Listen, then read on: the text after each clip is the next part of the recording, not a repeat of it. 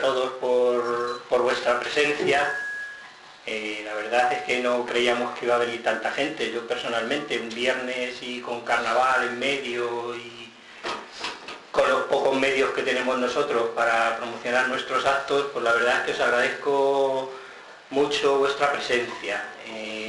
Bueno, algunos de vosotros, los más revoltosos, nos habéis dicho que por qué hacemos este acto en un centro de la Caja de Castilla-La Mancha, con lo que es la Caja de Castilla-La Mancha. Y bueno, pues yo, deciros dos cosas. En primer lugar, tenéis razón con lo que es la Caja de Castilla-La Mancha, pero también os recuerdo a todos que la Caja de Castilla-La Mancha la hemos pagado entre todos y entonces me parece que está bien que la usemos todos, y más para una cosa como esta.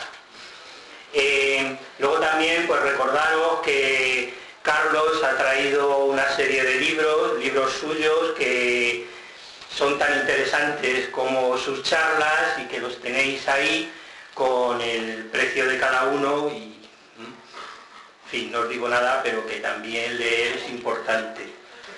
Y bueno, ya sin más, pues vamos a empezar el acto. También os rogaría que luego cuando abramos el turno de preguntas, pues seáis lo más breve posible. Me gustaría que no os alargarais más en la pregunta que 1 minuto y medio, 2 minutos, Podéis decir lo que queráis, eso sí, pero siempre con el respeto habitual de todo el mundo y con mesura para que podamos participar más. Voy a hacer una breve introducción, espero que sea breve y que no os canse mucho. Todos sabemos que estamos viviendo tiempos convulsos. Sabemos todos, porque muchos lo sufrimos en carne, que tenemos 6 millones de parados, encima en un país donde hay miles de jóvenes que son emprendedores, sí, pero que lo que hacen es emprender la huida hacia otros países donde son tratados con el respeto que se merecen. Que esto cuando ocurre, pues ya ocurrió en España en los años 50, en los años 60, en los años más amargos del franquismo, los años que podíamos ver en la sobremesa en Amar en tiempos revueltos, pues volvemos otra vez a esa etapa. Dentro de poco ya los Alcántara viven en los 80 y dentro de muy poquito, si siguen con Cuéntame, los Alcántara vivirán mejor que lo que vivimos nosotros hoy en día. Sabemos que cuando en un país la gente emigra masivamente es porque las cosas no van bien, y además no solo no van bien, sino que lo que tenemos en la cabeza es que las cosas no van a mejorar. El montaje, el parche de la transición, esa que nos han vendido tan sacrosanta, pues se nos ha roto y se nos está escapando el aire de la democracia, de la libertad, del sueño de ser un país europeo por todas partes. Y un ejemplo claro pues lo tenemos el domingo pasado en el programa de Salvados, que todos sabemos. Comparar la educación de Finlandia con las declaraciones de nuestro ministro de Educación o ya del simpático consejero que tenemos en nuestra región, pues hombre, nos alarman y nos alucinan. Además sabemos que no hay ni una sola institución que se salve. La familia real, la Iglesia Católica, los clubes de fútbol, la televisión española, los toros, el Banco de España, la Comisión Nacional del Mercado de Valores, la Comisión de la Energía, de las Telecomunicaciones, yo qué sé, hasta el señor que pone multas de la hora. Sabemos que todo está mal y que todo está enfangado en una absoluta situación oscura de corrupción. También vemos un poco alucinados lo que está pasando con los partidos políticos mayoritarios, que han sustituido a la Belén Esteban en el Sálvame, y todo es un juego de declaraciones chuscas y de acusaciones de a ver quién es el que se lo ha llevado más y más deprisa. Pero en fin, la verdad es que todo esto que está pasando no es nada nuevo. Nadie que no haya hecho un repaso de la historia de España pues puede escandalizarse de lo que está pasando. El saqueo de las élites dominantes y la corrupción pues es algo tan español como la paella, el flamenco o la siesta. Es algo consustancial con nuestra historia, o así ha sido casi siempre. descansar mucho y por eso, porque sabemos que esto que está pasando no es algo original, sino que es algo típico de nuestro devenir histórico, tenemos que centrar el debate en las alternativas, en la sociedad que hay que construir. Y una sociedad que ya se está construyendo que se está construyendo en algunas iniciativas de autogestión, de solidaridad, de defensa de los más débiles, de difusión y divulgación del pensamiento alternativo, como estamos haciendo aquí. Gente como Carlos, que en eso es un as, fiera. Carlos en este mundo alternativo es una persona sobradamente conocida, como todos sabéis. Y además tiene una ventaja sobre muchos de nosotros, que es que el tío no es economista. Y entonces, pues no está contaminado por ese virus y ese mantra neoliberal por el que hemos pasado todos los que tenemos el título de económicas colgado en algún salón, ¿no? Y entonces él no se cree, porque no es verdad, que para salir de la crisis hay que construir más casas, como nos dijeron hace unos días, o que para salir de la crisis y para acabar con el paro hay que despedir más fácilmente a las personas, o, en fin, que sustituir el déficit público en una región por la educación, la sanidad y el cuidado de las personas, pues es algo positivo. Bueno, no os quiero robar más tiempo porque lo interesante es escuchar a Carlos, agradecer vuestra presencia, recordar lo de los libros y os dejo con él y muchas gracias por haber venido.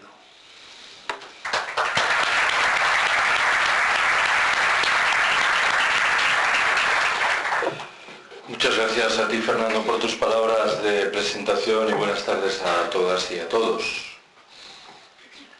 Yo voy a intentar explicaros, esto es lo que me han pedido los amigos de ATAC Castilla-La Mancha, qué es esto del decrecimiento. Siempre que lo hago, me gusta recordar que hace un par de años, hablando con una colega de universidad, me dijo que había asistido a una charla sobre decrecimiento y que le parecía que era una propuesta extremadamente atractiva. Cuando uno escucha un comentario como ese, se siente mal que bien obligado a pensar en por qué determinadas propuestas nos resultan atractivas y de otras no podemos decir lo mismo. Y yo creo que en el caso preciso del decrecimiento, la explicación es doble, remite a dos circunstancias distintas y probablemente contradictorias entre sí. Creo que inmediatamente tendréis la oportunidad de comprobar que la propuesta del decrecimiento es provocadora. Si el discurso que oímos todos los días, en labios de los políticos, de los comunicadores, subraya que resolveremos de manera casi mágica todos nuestros problemas, si recuperamos la senda del crecimiento, nosotros estamos diciendo lo contrario, o al menos estamos invitando a recelar de las presuntas virtudes del crecimiento económico. Si esta es una cara de la cuestión, la otra subraya que siendo la propuesta del decrecimiento provocadora, toca, sin embargo, fibras sensibles que todas y todos llevamos dentro de la cabeza. De tal manera que estoy seguro de que cuando abandonéis este salón de actos, convendréis conmigo en que con cierta frecuencia en vuestra vida cotidiana, de manera espontánea, la perspectiva del decrecimiento se ha manifestado. Antes de entrar en materia, lo hago siempre, me gustaría deshacer tres posibles malentendidos que pueden rodear a lo que vais a escuchar a continuación. Lo primero que debo subrayar es que se discute mucho sobre si el proyecto del decrecimiento es realizable o no dentro del capitalismo.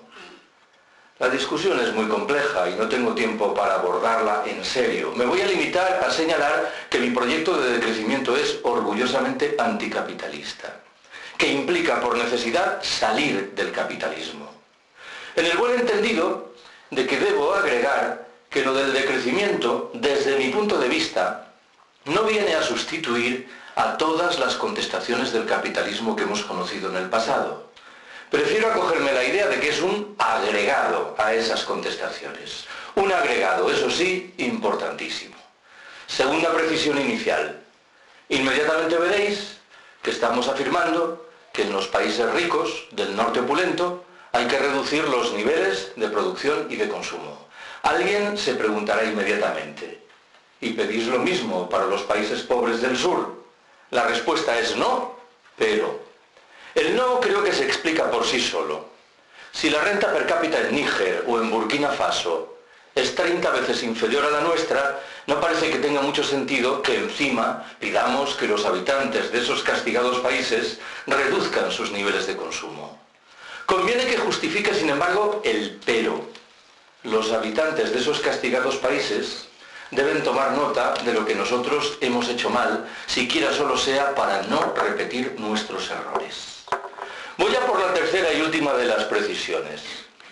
En modo alguno deseo ignorar que en el norte rico, en nuestros países, también hay pobres. Si alguien se pregunta si estamos pidiendo que reduzca sus niveles de consumo una viuda que cobra una pensión no contributiva de 400 euros mensuales, responderé inmediatamente que no. Cualquier proyecto de decrecimiento sensato tiene que serlo al mismo tiempo de redistribución radical de la riqueza. En uno de esos libros que he traído, en un momento determinado, me hago eco de un argumento que guarda mucha relación con lo que acabo de deciros. La economía española en el año 2007, antes del inicio de la crisis mal llamada financiera, era 100. Hoy estamos probablemente en un 96. Alguien dirá, tampoco parece que sea un retroceso tan llamativo. ¿Cuál es nuestro problema? Nuestro problema está en cómo se distribuye esa riqueza. El problema no es el 100, ni el 96, ni el 110 que gustarían de alcanzar nuestros dirigentes políticos. Parto de la presunción, de la certeza, de que con 80 y esa riqueza bien distribuida podríamos vivir mejor con menos. Bueno, hechas estas observaciones iniciales, entro ahora sí en materia. Primera apreciación que quiero trasladaros. En la visión dominante en nuestras sociedades, el crecimiento económico es, digámoslo así, una bendición de Dios. Lo que se nos viene a contar es que allí donde hay crecimiento económico hay también cohesión social, servicios públicos razonablemente asentados, niveles altos de consumo, la desigualdad, el desempleo y la pobreza, en fin, no ganan terreno. Sobran las razones, desde mi punto de vista, para recelar de todas estas supersticiones. Me vais a permitir que enuncie media docena. Primera, el crecimiento económico no genera o no genera necesariamente cohesión social. Bien sabéis que China ha crecido espectacularmente en los 2 últimos decenios. No creo que nadie sostenga en serio que China es hoy un país socialmente más cohesionado de lo que lo era 20 años atrás. Segunda, la relación del crecimiento económico con la creación de puestos de trabajo es mucho más nebulosa de lo que pudiera parecer. Las economías capitalistas desarrolladas han crecido notablemente en los 3 últimos decenios, en los cuales, y sin embargo, han procedido a destruir, en términos objetivos absolutos, puestos de trabajo. Tercera, el crecimiento económico se traduce muy a menudo en agresiones medioambientales literalmente irreversibles, que configuran, claro, un legado dramático para los derechos de las generaciones venideras. Cuarta, en paralelo, el crecimiento económico propicia el agotamiento de recursos básicos que sabemos no van a estar a disposición de esas futuras generaciones que acabo de mencionar. Quinta, el crecimiento económico de los países ricos bebe en un grado u otro del expolio de la riqueza humana y material de los países pobres, algo que debiera configurar, que menos, un problema moral para todos nosotros. Agrego una sexta y última observación, que reconduce el debate al ámbito individual. Hay muchos autores que sostienen que somos víctimas de un genuino modo de vida esclavo, que nos hace pensar que seremos más felices cuantas más horas trabajemos, más dinero ganemos y, sobre todo, más bienes acertemos a consumir. Los pilares de este modo de vida esclavo son, como poco, 3. El primero se llama publicidad. Bien lo sabéis. Un conjunto de técnicas extremadamente eficientes que nos obligan a comprar lo que a menudo no necesitamos y, llegado al caso, más aún, aquello que objetivamente nos repugna. El segundo de esos pilares es, o era, el crédito, que permite que obtengamos el dinero necesario para adquirir eso que no precisamos. El tercero y último lo configura, en fin, la caducidad. Los bienes son producidos de tal manera que en un periodo de tiempo muy breve dejan de servirnos, con lo cual nos vemos mal que bien en la obligación de comprar otros nuevos. Siempre que me refiero a esto, del modo de vida esclavo, echo mano de una anécdota omnipresente en la literatura sobre el decrecimiento y que creo que retrata bien lo que significa lo del modo de vida esclavo. En una de sus muchas versiones está ambientada en un pueblo perdido de la costa mexicana. Un paisano se encuentra medio adormilado junto al mar, un turista norteamericano se le acerca, entablan conversación y en un momento determinado el turista pregunta: ¿y usted en qué trabaja? ¿A qué se dedica? Yo soy pescador. Caramba, un trabajo muy duro. Trabajará usted muchas horas cada día, ¿verdad? Bastante, sí. ¿Cuántas horas trabaja como media cada jornada? Bueno, yo le echo a la pesca un par de horitas o 3. ¿Qué me dice usted? ¿Y qué hace con el resto de su tiempo? Yo me levanto tarde, pesco un par de horas, juego un rato con mis hijos, duermo la siesta con mi mujer y al atardecer salgo con los amigos a beber unas cervezas. ¿Pero cómo es usted así?, reacciona airado el turista norteamericano. ¿Qué quiere decir? ¿Que por qué no trabaja más? ¿Y para qué? Porque si trabajase más, en un par de años tendría un barco más grande. ¿Y para qué? Más adelante abriría una factoría aquí en el pueblo. ¿Y para qué? Con el paso del tiempo montaría una delegación en el Distrito Federal. ¿Y para qué? Unos años después abriría oficinas en los Estados Unidos y en Europa. ¿Y para qué? Las acciones de su empresa cotizarían en bolsa. ¿Y para qué? Sería usted inmensamente rico. ¿Y para qué? Bueno, qué sé yo, al cumplir 65 o 70 años, podría retirarse tranquilamente para venir a vivir aquí en este pueblo, levantarse tarde, pescar un par de horas, jugar un rato con sus nietos, dormir la siesta con su mujer y al atardecer salir con los amigos a beber unas cervezas. Todo aquello que se le proponía luego de decenios de trabajo extenuante era paradójicamente aquello de lo que ya disfrutaba en el momento presente.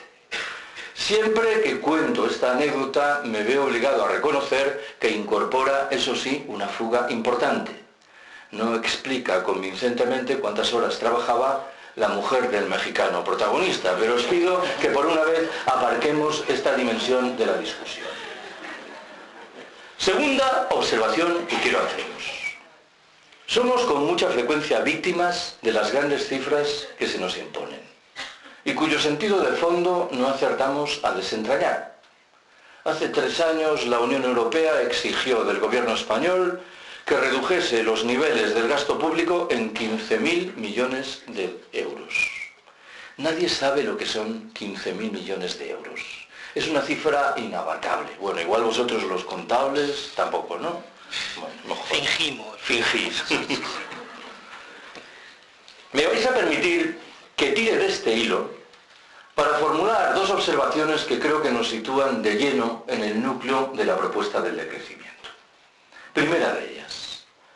El gasto sanitario anual per cápita en Cuba en el año 2005 fue de $236.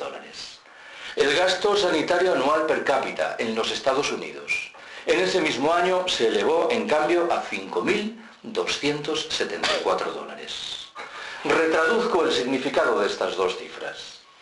Por cada dólar per cápita que se gastó en sanidad en Cuba, se gastaron 20 en los Estados Unidos.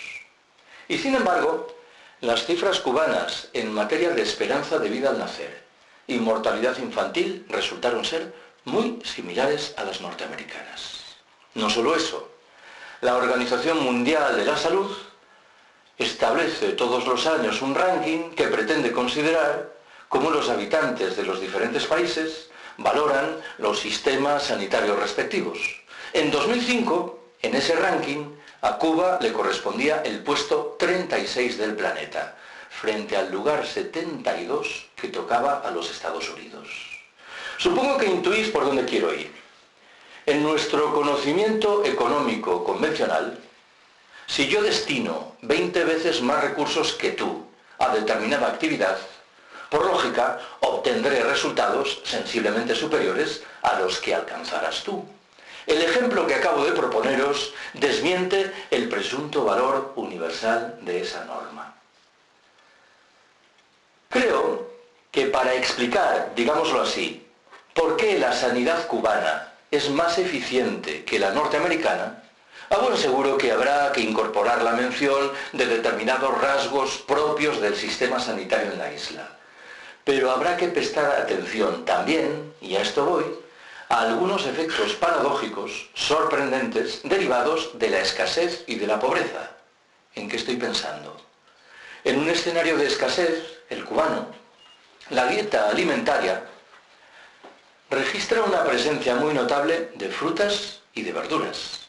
Algo que sabéis no es común en las sociedades opulentas y que tiene, sin embargo, efectos positivos en términos del estado de salud general. Lo mismo digo de la precariedad del sistema de transportes en la isla, que obliga a los cubanos a caminar o, en su defecto, a utilizar la bicicleta. Algo que, de nuevo, tiene consecuencias positivas en términos del estado de salud general. Voy a por el segundo caso que anunciaba. La renta per cápita en los Estados Unidos es hoy casi 4 veces superior, en términos reales, a la que se registraba 80 años atrás al terminar la Segunda Guerra Mundial.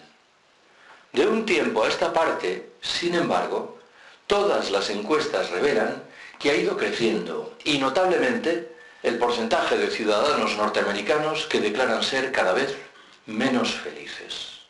Una encuesta realizada 3 o 4 años atrás concluía que un 49% de los norteamericanos confiesa ser cada vez menos feliz, frente a solo un 26% que afirma lo contrario. Estamos obligados, claro, a preguntarnos por esta curiosa realidad. La de un país que se ha beneficiado de niveles muy notables de crecimiento económico, que ha incorporado maravillosas tecnologías teóricamente liberadoras, pero que no parece en condiciones de garantizar el bienestar de la mayoría de sus habitantes. Todas y todos hemos utilizado en alguna ocasión esa máxima que reza que el dinero no hace la felicidad. Administrémosla con mucha prudencia. Es verdad que en los estadios iniciales del desarrollo, la disposición de dinero, de recursos, tiene que ver, claro que sí, con nuestro bienestar. Si yo me estoy muriendo de hambre y empiezo a comer, hay un cambio sustancial y para bien en mi estilo de vida. Sobran, sin embargo, las razones para argumentar que, dejados atrás esos estadios iniciales del desarrollo, el hiperconsumo al que a menudo nos entregamos en las sociedades opulentas es antes un indicador de infelicidad general que una señal de bienestar exultante. Lo digo de otra manera, invocando de nuevo el sentido común imperante en nuestras sociedades. Lo ha hecho hace unos momentos Fernando. Desde mucho tiempo atrás, sobreentendemos que cada nueva generación que llega vive mejor que las anteriores. Mi abuelo vivió mejor que mi bisabuelo. Mi padre vivió mejor que mi abuelo. Yo he vivido mejor que mi padre. Estamos en condiciones de afirmar que los jóvenes que entran ahora en el mercado de trabajo, es una manera de hablar, van a disponer efectivamente de un empleo, se van a beneficiar con el paso del tiempo de un subsidio de paro, van a cobrar dentro de 40, 50 o 60 años una pensión. Me temo que nadie está en condiciones de responder de manera taxativamente afirmativa a todas estas preguntas que nos emplazan delante de una genuina crisis de nuestra civilización. Tercera observación que quiero haceros. Detrás de la propuesta del decrecimiento hay una conciencia clara en lo que se refiere al relieve de un problema central, los límites medioambientales y de recursos del planeta. Si vivimos en un planeta con recursos limitados, no parece que tenga mucho sentido que aspiremos a seguir creciendo ilimitadamente. Me vais a permitir, de nuevo, que para explicar esto eche mano de 3 metáforas diferentes que retratan otras tantas aristas de la cuestión. Primera de ellas. Estamos en un barco que se mueve a una velocidad de 25 nudos, camino de un acantilado con el que inexorablemente, a menos que cambiemos el rumbo, vamos a chocar. ¿Qué es lo que hemos hecho en los últimos años al calor del célebre protocolo de Kioto? Hemos reducido un poco la velocidad del barco. Ya no nos movemos a 25 nudos, sino a 23. ¿Cuál es el efecto principal de esta reducción? Si el pronóstico inicial sugería que tardaríamos 50 días en tocar el acantilado, hoy sabemos que tardaremos 53. No parece que sea de mucho consuelo. El problema principal, que es el rumbo del barco, no lo hemos afrontado. Voy a por la segunda de las metáforas, que bebe de la condición del barco tal vez más conocido de la historia, el Titanic. ¿Por qué murió tanta gente a bordo del Titanic? Por una razón fácil de identificar. Los botes salvavidas no permitían acoger a tantas personas como se hallaban a bordo del buque. Esto, en términos claros de la metáfora, tenía remedio. La respuesta es sí. El remedio pasaba por desmantelar los camarotes de lujo del Titanic y utilizar la madera para construir nuevos botes salvavidas. En este caso, estoy obligado a subrayar lo que entiendo que está claramente expresado en la metáfora. El sentido común imperante en nuestras sociedades nos dice que debemos encarar la resolución de todos los problemas de tal manera que nadie pierda. Esta es una genuina estafa moral. Quienes nos han situado al borde del precipicio económico, social y ecológico, por ley, deben perder. Voy a por la tercera y última de las metáforas. Imaginaos un lago en el que hay un nenúfar. Sabemos que el nenúfar se multiplica al ritmo de 2 por 1 cada día. Si el lunes hay un nenúfar, el martes habrá 2.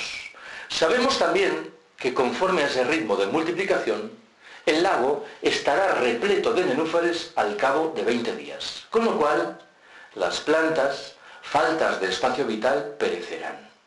Si yo ahora os preguntase, ¿en cuál de esos 20 días pensáis que el lago estará cubierto en su mitad por nenúfares? Un procedimiento de razonamiento rápido y espontáneo tal vez aconseje responder, el día 10. No es la respuesta correcta. La respuesta correcta, inmediatamente os percataréis, es el día 19. El día 19 los nenúfares cubren la mitad del lago, como quiera que se multiplican por 2 cada día, el día 20 colmarán todo el lago. El día 18 los nenúfares ocuparán una cuarta parte del lago. El día 17 una octava parte. El día 16 una 16ª parte. Pongamos por caso que estamos en el día 16. Alguien dirá, no es tan grave lo que hemos hecho. Solo hemos dañado una 16ª parte de la superficie del planeta. Pero alguien replicará, me temo, con mejor criterio. Hemos puesto en marcha un proceso endiabladamente rápido, de tal manera que nos quedan solo 4 días.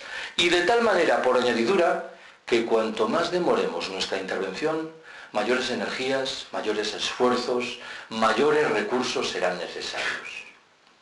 Detrás de estas metáforas que acabo de trasladaros, hay un concepto, desde mi punto de vista, central para explicar muchas cosas importantes. Me refiero a la huella ecológica, que en sustancia mide la superficie del planeta, terrestre como marítima, que precisamos para mantener las actividades económicas hoy existentes.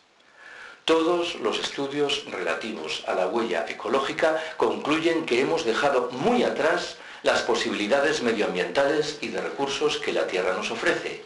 O lo que es lo mismo, y vuelvo a la carga con el argumento, que estamos chupando riquezas que no van a estar a disposición de las generaciones venideras. En este caso, estoy obligado a subrayar lo que significa la primera persona del plural que acabo de emplear. Somos nosotros, los habitantes de los países del norte opulento, los responsables principales, no únicos, pero principales, del crecimiento imparable de la huella ecológica. Ante un escenario tan delicado como este, siempre me considero en la obligación de rescatar 2 opiniones que formuló en su momento uno de los pensadores que más admiro, el fallecido filósofo greco-francés Cornelius Castoriadis.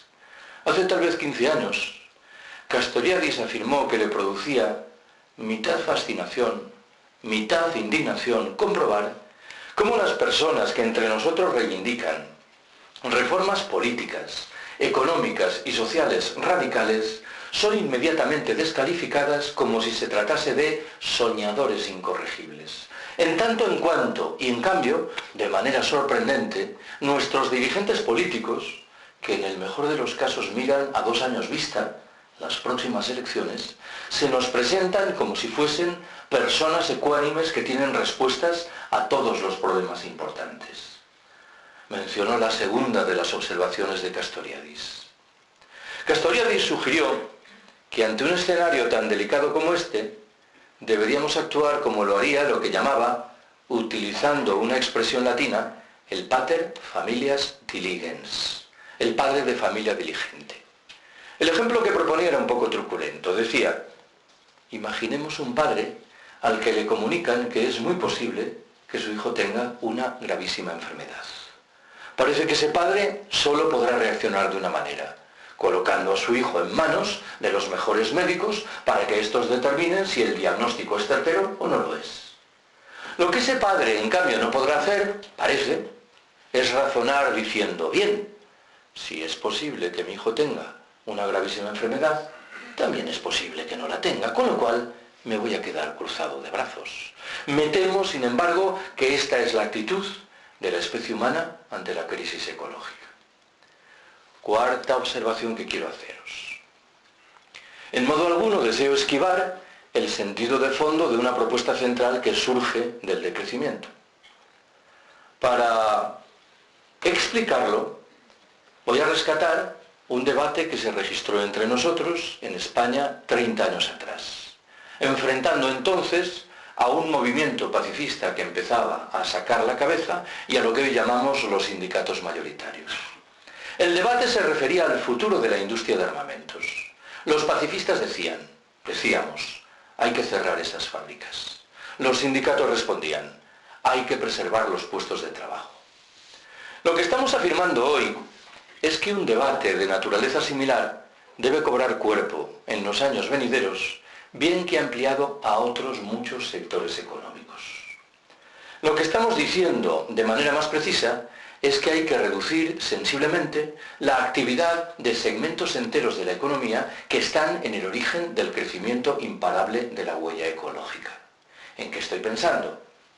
En la industria del automóvil, en la de la aviación, en la de la construcción, cómo no en la industria militar, en la industria de la publicidad. Alguien replicará inmediatamente, si actuamos de esta manera, generaremos millones de desempleados en los Estados miembros de la Unión Europea. ¿Cómo haremos frente a este innegable problema? Utilizaremos 2 recursos fundamentales. En primer lugar, propiciaremos el desarrollo de aquellos sectores de la economía que guardan relación con la atención de las necesidades sociales insatisfechas y con el respeto del medio natural. Si queremos decirlo así, estos sectores de la economía seguirán creciendo. Y en segundo término, en los segmentos de la economía convencional que inevitablemente seguirán existiendo, procederemos a repartir el trabajo. El efecto conjunto de estas 2 fórmulas será, en términos individuales, que trabajaremos menos horas, disfrutaremos de mucho más tiempo libre, recuperaremos una vida social que hemos ido perdiendo y reduciremos, cuando ello sea posible, nuestros niveles de consumo a menudo desbocados. Creo yo que este horizonte mental es claramente preferible al vinculado con lo que antes llamé un modo de vida esclavo. En este caso, con todo, estoy en la obligación de formular 2 precisiones. La primera enuncia una obviedad. No estamos diciendo que hay que reducir los niveles de producción y de consumo para llevarlos a 0. Esto sería un absurdo. Estamos diciendo que hay que reducirlos para reconstruir niveles razonables de huella ecológica. Un estudio realizado en España por Ecologistas en Acción concluyó que habría que rebajar los niveles de consumo energético para situarlos en los propios del año 1996. No estamos reivindicando, como dicen algunos, un retorno a la edad de la piedra. 1996 no es la edad de la piedra. Aunque dicho sea de paso, la edad de la piedra tal vez tiene algunas ventajas nada despreciables. Formulo la segunda precisión. Me interesa muy mucho subrayar que la propuesta del decrecimiento no tiene un cariz triste y sombrío. La principal página francesa por el decrecimiento se autotitula Página por la alegría de vivir. Ya sé que suena un poco a autoayuda, pero me parece que es suficientemente gráfico. El referente mental del decrecimiento no lo aportan unos lamas que viven aislados en un monasterio en una cumbre del Himalaya, por respetable que pueda ser esta opción.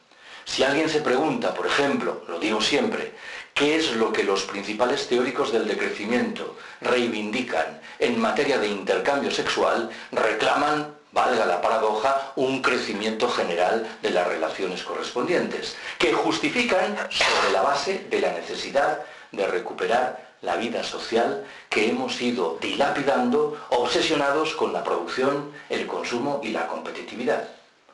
Últimamente me da por contar que hace exactamente un año, en febrero de 2012, estuve hablando sobre decrecimiento en la Asamblea Popular del 15M en el Escorial, en Madrid. Y dije esto, y al final de la charla se me acercó un buen hombre, de unos 40 años de edad, y me dice: hay una cosa que has dicho, Carlos, que me ha gustado muchísimo. Anda, ¿y qué es? Eso de que tenemos que follar más y mejor. Dice: hombre, yo no lo he dicho exactamente así. ¿No te importa la verdad que te dé un consejo? No, no, dime. Cuéntalo al principio de la charla y luego ya sueltas todo ese rollo de la autogestión y de la...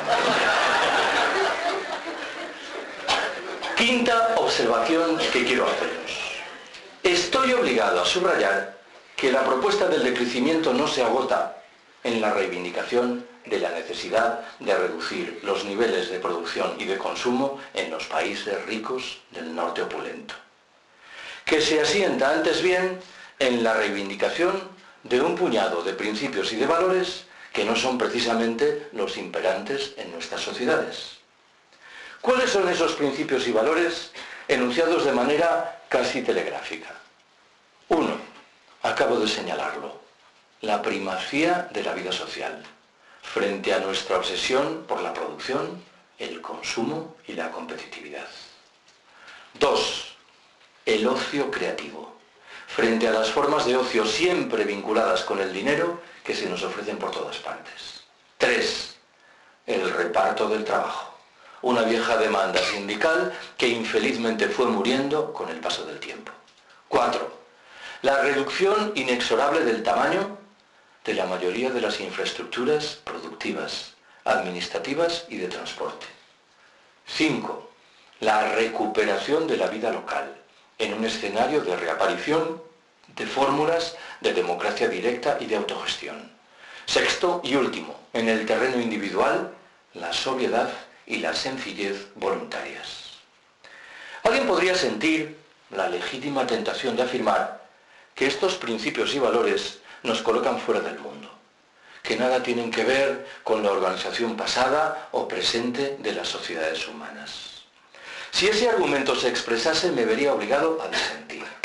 Hay al menos 4 ámbitos importantes, importantísimos, en los cuales es muy fácil rastrear la influencia de esos principios y valores. ¿Cuáles son? El primero lo configuran muchas de las prácticas históricas del movimiento obrero de siempre. Es verdad, a mi entender, que la presencia de esos principios y valores es más sólida, más contundente en el caso de la tradición libertaria que en los de las demás, pero tampoco faltan en los de las demás. Un segundo terreno de manifestación lo configura eso que hemos empezado a llamar economía de cuidados, protagonizada fundamentalmente por mujeres, materializada ante todo en el cuidado amoroso de niños y de ancianos, las más de las veces lejos de las relaciones monetarias y siempre ecológicamente sostenible. Una explicación, creo yo, razonablemente certera de por qué los movimientos por el decrecimiento se nutren mayoritariamente de mujeres es esta: una compresión mucho más rápida, mucho más fluida de lo que implican las reglas del juego correspondientes, que nace de la vinculación de las mujeres con la economía de cuidados. Mencionó un tercer terreno, el que aporta la propia institución familiar. Estos neoliberales que todo dicen fiarlo en la mano invisible del mercado, a buen seguro que no aplican las reglas del juego correspondientes en el interior de sus familias. Lo común es que en el interior de la institución familiar prime la lógica del don, del regalo, de la gratuidad. Para entendernos, cuando los padres costean los estudios de sus hijos, no están esperando obtener algún tipo de contraprestación económica en el futuro. Rescato un cuarto y último ámbito de manifestación, el que aportan por igual muchos de los elementos de sabiduría popular de nuestros campesinos viejos y muchas de las prácticas cotidianas de esos habitantes de los países del sur que nos empeñamos en descalificar como si fuesen primitivos y atrasados. Siempre que hablo de esto, rescato una anécdota que creo que retrata bien la cuestión. La historia está ambientada en un lugar perdido de la Amazonia brasileña. Unos misioneros se adentran en esa región y se topan con unos indios que se dedican a cortar leña con instrumentos extremadamente primitivos. Los misioneros deciden hacer un esfuerzo y regalan a los indios unos cuchillos de acero inoxidable de fabricación norteamericana. Un par de años después, regresan a esa misma región, se encuentran de nuevo con los indios y uno de los misioneros pregunta: ¿y los cuchillos qué tal? Uno de los indios responde: muy bien, tardamos ahora 10 veces menos que antes en cortar la leña. Estupendo, tercia el misionero. Supongo entonces que estaréis produciendo 10 veces más leña que antes. El indio responde perplejo: no, señor, seguimos produciendo la misma cantidad de leña que antes, solo que ahora disponemos de 10 veces más tiempo libre para dedicarlo a aquello que objetivamente tiene que ver con nuestro bienestar, con nuestra felicidad. Me temo que este chip mental se ha desvanecido en nuestras cabezas de habitantes de las sociedades opulentas. Sexta observación que quiero haceros. Me interesa aterrizar con algunos de los conceptos que he manejado hasta ahora, de la mano de un puñado de debates más o menos vivos en una sociedad como la nuestra en un momento como el presente. Voy a reducir mis observaciones a 3 debates. Primero de ellos, yo no soy una persona particularmente consecuente, pero arrastro algunas virtudes que nacen de mis carencias. Y una de mis muchas carencias es que no sé conducir. Y en esas condiciones he llegado a la conclusión de que casi era preferible no tener coche. Bueno, alguien se preguntará si en la ciudad en la que vivo, en Madrid, echo de menos disponer de un automóvil. La respuesta es fácil y rotunda: no. Veamos las cosas con algún detalle. Yo vivo en Vallecas, que bien sabéis es un barrio populoso situado al sureste de Madrid. Desde el portal de mi casa hasta un apeadero de la Renfe de cercanías, el del Pozo, uno de los de las bombas, hay 4 minutos caminando. Por término medio, tardo 50 minutos en llegar desde ese portal en tren a mi despacho en la Universidad Autónoma de Madrid, situada al norte de la ciudad. ¿Qué ocurriría si dispusiese de un automóvil? Es verdad que muchos días llegaría antes. Tardaría, qué sé yo, 25, 30, 40 minutos.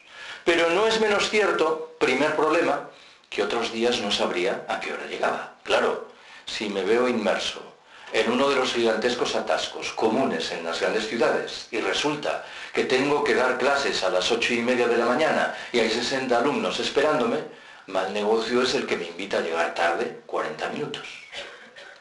En segundo lugar, creo que no preciso justificar que en términos ecológicos, el transporte público en general, el tren en particular, es manifiestamente preferible al automóvil, tanto más cuanto que, como sabéis, este último suele ir ocupado por una única persona. Tercer dato relevante: el tren me resulta inconmensurablemente más barato. La literatura sobre decrecimiento está llena de exhortaciones dirigidas a las personas que disfrutan de un automóvil y encaminadas a que calculen ¿cuál es el porcentaje de las horas que trabajan que precisan para mantener el automóvil?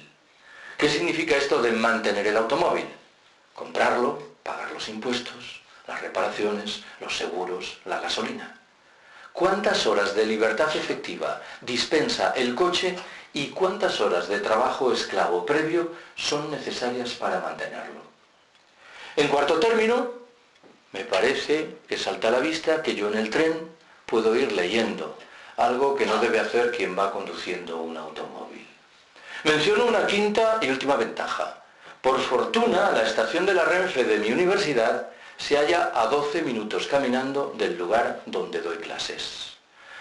¿De dónde viene el por fortuna? Todos los días, lo quiera o no, me veo obligado a realizar un ejercicio físico elemental que es innegablemente saludable. No me malinterpretéis. No quiero que lo que acabo de decir se entienda como un alegato hiperfundamentalista contra el coche. Yo sé que hay personas que viven en determinados lugares o tienen determinados trabajos de tal forma que ese adminículo es probablemente inevitable. Tengo, sin embargo, la firme convicción de que no es esta la condición mayoritaria entre nuestros conciudadanos. Voy a por una segunda discusión, que creo que aquí, en Toledo, entenderéis a la perfección. He dicho muchas veces que nada retrata mejor muchas de las miserias de una sociedad como la nuestra que la idolatrada alta velocidad ferroviaria. Veamos las cosas de nuevo con cierto detalle. Primero de los datos relevantes. El destrozo medioambiental provocado por la construcción de las líneas correspondientes. Nunca contabilizado en los cálculos de coste-beneficio. Se ha dicho con frecuencia que la irrupción del AVE está llamada a permitir la desaparición del tráfico aéreo entre las localidades comunicadas por ese tren. Es una media verdad. El tráfico aéreo entre Madrid y Barcelona se ha reducido, pero en modo alguno ha desaparecido, por una razón que a buen seguro conocéis. Es extremadamente sencillo encontrar billetes de avión mucho más baratos que los que la Renfe ofrece para el AVE.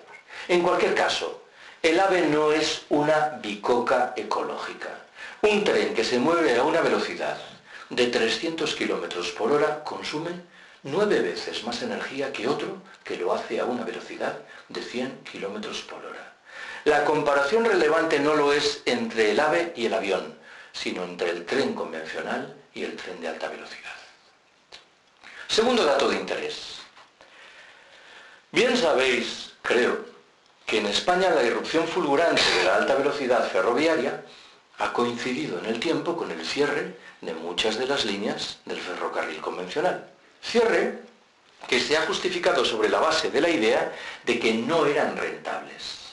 Pregunto yo, si los recursos faraónicos asignados a la construcción de las nuevas líneas de alta velocidad y los destinados durante decenios a la construcción paralela en descarado provecho del transporte privado, de autovías y autopistas, se hubiesen desviado, siquiera fuese parcialmente, a modernizar el sistema de ferrocarril convencional, ¿podríamos afirmar que este último no es rentable?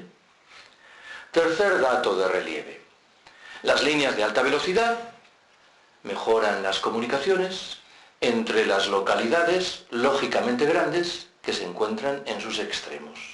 En su caso benefician a alguna ciudad que se halla a mitad de camino, a costa de perjudicar palmariamente a todos los demás en virtud de un proyecto de estricta desertización ferroviaria. Yo soy gallego. A mí me gustaría poder contaros que en Galicia hay un lejano proyecto de construcción de una línea de alta velocidad que debe comunicar a Coruña y Vigo. No es un lejano proyecto.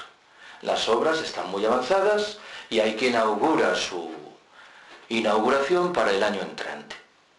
Entre A Coruña y Vigo hay 150 kilómetros de distancia. Están previstas 5 estaciones: A Coruña, Santiago, Vilagarcía, Pontevedra y Vigo. Permitidme que ironice. Estoy imaginando al tren de alta velocidad acelerando en la salida de la estación de Vilagarcía de Arousa para frenar inmediatamente y entrar en la de Pontevedra a 20 kilómetros de distancia. Para cuestionar esto no hace falta ser ingeniero. Estos trenes alcanzan velocidades notables cuando hay distancias respetables entre los núcleos de población que comunican. No era esto, sin embargo, lo que quería subrayar ahora.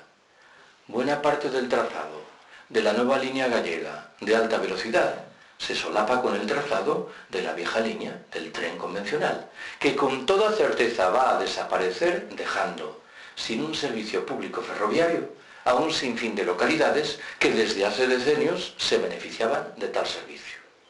Voy a por un cuarto y último dato. Un compañero del departamento, infelizmente fallecido hace 4 años, repetía incansable que era firme partidario de la abolición plena de la pena de muerte, excepto en el caso de los arquitectos. Bueno, yo me tomo la licencia de sustituir a los arquitectos por los tertulianos de las radios y de las televisiones. Ya sabéis, los todólogos.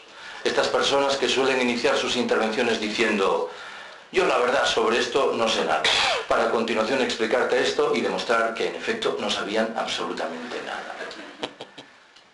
Hace 3 o 4 años, contemplando una tertulia de televisión, observé atónito cómo uno de los todólogos al uso, persona de argumentos siempre vaporosos y siempre serviles con los poderosos, aquel día parecía sembrado. No estoy ironizando. Realizó lo que a mi entender era un análisis muy sesudo, muy lúcido, muy puntilloso del delicado panorama energético que se nos echa encima en virtud del encarecimiento inevitable de los precios de la mayoría de las materias primas que estamos utilizando. Al concluir su intervención, comprendí lo que ocurría. Este buen hombre había comido la víspera con uno de los responsables de prensa de una de las empresas del sector atómico que le había explicado qué es lo que debía decir para argumentar la tesis de que la única salida que quedaba pasaba para remediar esa irremediable crisis energética en la energía nuclear. A estas alturas conviene que no nos dejemos engañar. Los pronósticos al uso sugieren que en el planeta hay uranio para 45 o 50 años. Pero vaya por dónde. Quienes quieren convertir la energía nuclear en nuestra tabla mayor de salvación afirman que hay que multiplicar al menos por 3 el número de centrales atómicas hoy existentes. El cálculo aritmético es sencillo. Tendremos uranio para 15 años. Nadie sabe qué hacer con los residuos generados por las centrales. La construcción de estas, de los edificios, es muy onerosa en términos de cambio climático. La energía que producen resulta comúnmente cara y reclama las más de las veces de subvenciones públicas. Por no hablar de las condiciones de seguridad de las centrales, un debate, bien lo sabéis, aireado por el accidente japonés de 2 años atrás. Hace unos meses escuché una entrevista que Iñaki Gabilondo hacía a esta estimulante figura intelectual que es el expresidente del gobierno español, Felipe González. Le preguntaba por esto que tengo ahora entre manos, el delicado panorama energético que se nos echa encima. González respondió que para hacer frente a ese escenario había que asumir 3 grandes medidas. Primera, introducir energías limpias y renovables. Segunda, diversificar las fuentes de suministro. Tercera y última, cito, creo, de manera literal, reabrir mesuradamente el debate relativo a la energía nuclear. No me interesa ahora glosar lo que González dijo, sino llamaros la atención sobre aquello que llamativamente no dijo. ¿Y qué fue lo que llamativamente no dijo? Que teníamos inexorablemente que reducir nuestros niveles de consumo energético, cuando parece que esta es la respuesta más lógica en un escenario de escasez. Si alguien a estas alturas es tan ingenuo como para preguntarse por qué González no dijo lo principal que tenía que decir, responderé que no es que tuviese un mal día, que le puede pasar a cualquiera. Es que cobra mucho y bien desde hace tiempo de poderosas empresas del sector energético. Su silencio era manifiestamente cómplice. Para hacer frente al delicado panorama energético que se nos echa encima, tenemos que arbitrar 2 grandes medidas. La primera pasa, claro que sí, por desplegar energías limpias y renovables, pero nunca al servicio de nuestro estilo de vida despilfarrador, derrochador, entre otras razones por una muy prosaica, no dan para eso. El segundo de los grandes elementos que hay que incorporar simultáneamente es el designio firme de reducir, que podemos hacerlo, nuestros niveles de consumo energético. Séptima y última observación que quiero haceros. Hace unos años se publicó en Francia un libro en cuyo propio título el autor señalaba lo que entendía que eran semejanzas entre la crisis de 1929 y la del momento presente. A buen seguro que cuando este ensayista francés echaba mano de esa comparación, en modo alguno deseaba transmitirnos un mensaje tranquilizador. No olvidéis que la crisis de 1929 estuvo en el origen del asentamiento de los fascismos en la Europa del decenio siguiente. No olvidéis que estuvo en el origen, por decirlo así, de la propia Segunda Guerra Mundial. Yo tengo la impresión, sin embargo, de que el diagnóstico se queda corto, porque nos hemos acostumbrado a utilizar la palabra crisis en singular para identificar la modulación financiera del fenómeno. Y con demasiada frecuencia olvidamos que hay en la trastienda otra crisis en plural. ¿En qué estoy pensando? En el cambio climático, que es una realidad que está ya ahí y que no tiene ninguna consecuencia saludable.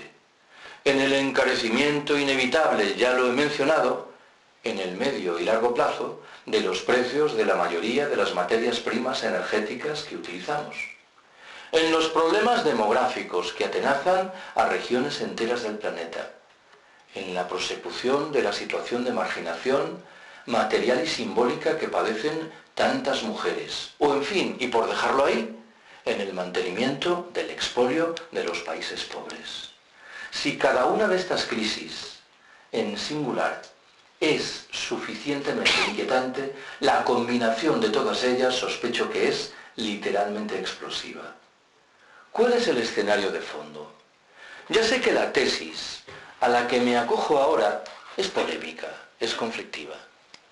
Si uno limita sus percepciones a la crisis financiera, es legítima la conclusión de que el capitalismo es un sistema vivaz y exultante. Alguien dirá, si no fuera un sistema vivaz y exultante, ¿cómo se estaría atreviendo a acometer agresiones tan firmes contra derechos y libertades? El problema es que si uno decide ampliar el análisis y trascender las fronteras de la crisis financiera, me temo que lo de la vitalidad del capitalismo empieza a desvanecerse. Lo digo de otra manera. El capitalismo es un sistema que históricamente ha demostrado una formidable capacidad de adaptación a los retos más dispares. La gran pregunta hoy es la relativa a si no está perdiendo dramáticamente los mecanismos de freno que en el pasado le permitieron salvar la cara. Si llevado de un impulso al parecer incontenible, encaminado a acumular espectaculares beneficios en un periodo de tiempo muy breve, no está cavando su propia tumba. Con el agravante, claro, de que dentro de la tumba estamos nosotros. Lo retrato de una manera más. Uno puede criticar agriamente al capitalismo por haber sido un sistema explotador, injusto y excluyente. Pero convengamos en que históricamente ha sido un sistema razonablemente eficiente. ¿En qué sentido?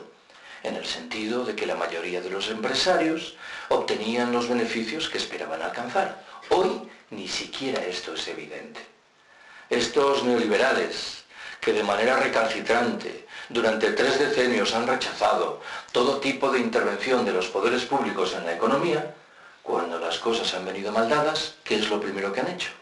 Llamar a los despachos de los ministerios, de las consejerías, para demandar ayudas para sus empresas. ¿Qué mejor indicador de pérdida de eficacia, de corrosión interna? La incapacidad del capitalismo, en fin, para hacer frente a la crisis psicológica, la imprevisión me parece que nos señala un dato más que apunta a su corrosión terminal. He contado muchas veces que hace unos meses en una charla pública alguien me preguntó si pese a todo no apreciaba en los estamentos oficiales algún tipo de conciencia en lo que respecta a las urgencias en este terreno. Preferí echar mano del camino de la ironía y recordé algo que con certeza sabéis. Hace 2 años, en enero de 2011, el entonces vicepresidente del gobierno, un señor llamado Alfredo Pérez Rubalcaba, convocó en Madrid una rueda de prensa para anunciar que se asumía una medida que, digámoslo con alguna generosidad, discurría por el buen camino. Se había decidido, bien lo recordaréis, reducir la velocidad máxima en autopistas y autovías de 120 a 110 kilómetros por hora. 3 meses después, el mismo personaje convocó, también en Madrid, otra rueda de prensa en la que en sustancia dijo 2 cosas. La primera, que la medida anterior había producido los resultados apetecidos. La factura energética se había rebajado en 400 millones de euros y el número de muertos en las carreteras se había reducido de manera razonablemente sensible. ¿Qué fue lo segundo que dijo Pérez Rubalcaba? Que de resultas de lo anterior se restauraban los 120 kilómetros por hora. Todavía hoy me pregunto cómo no hubo un periodista que se aproximase a Pérez Rubalcaba e intentase estrangularlo. La lógica formal dice, si estamos aplicando la medida A y produce los resultados apetecidos, lo suyo es porfiar en la medida A, acrecentarla, no retirarla. He dicho muchas veces que en un escenario tan lamentable como este, debemos prestar atención a 2 grandes procesos de signo diferente. El primero nos habla de un renacimiento de los movimientos de contestación y emancipación. Lo que supone, a mi entender, ese movimiento, el del 15 de mayo, que es preferible que crean en los estamentos oficiales que está mortecino, mejor que se lo crean. Una perspectiva como esta, la del decrecimiento, formulada hace 10 años, hubiera provocado algún tipo de sonrisa conmiserativa. Hoy, cada vez hay más personas que se percatan de que los tiros tienen que ir por aquí. ¿Cuál es el otro horizonte al que tenemos que prestar atención? Muchas veces he comentado que hace unos años se tradujo al castellano un libro de un periodista alemán llamado Karl Ameri. El libro se titula Auschwitz, comienza el siglo XXI.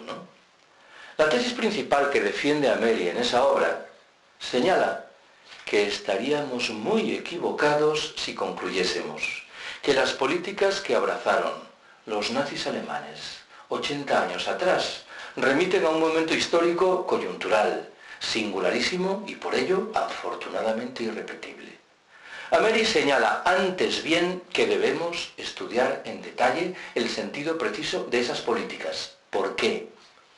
Porque bien pueden reaparecer en los años venideros, no postuladas por ultramarginales grupos neonazis, sino defendidas por algunos de los principales centros de poder político y económico, cada vez más conscientes de la escasez general que se avecina y cada vez más firmemente decididos a preservar esos recursos escasos en unas pocas manos en virtud de un proyecto de darwinismo social militarizado. Creo yo que muchas de las políticas que defendió el anterior presidente de los Estados Unidos y que infelizmente ha heredado el actual, hunden sus raíces en un proyecto de esa naturaleza. Como creo yo que muchas de las medidas que la Unión Europea aplica de un tiempo a esta parte a los inmigrantes pobres que llegan a nuestras costas y aeropuertos, hunden sus raíces también en un proyecto de esta naturaleza. Pero creo que en este caso conviene que acerque el sentido del ejemplo.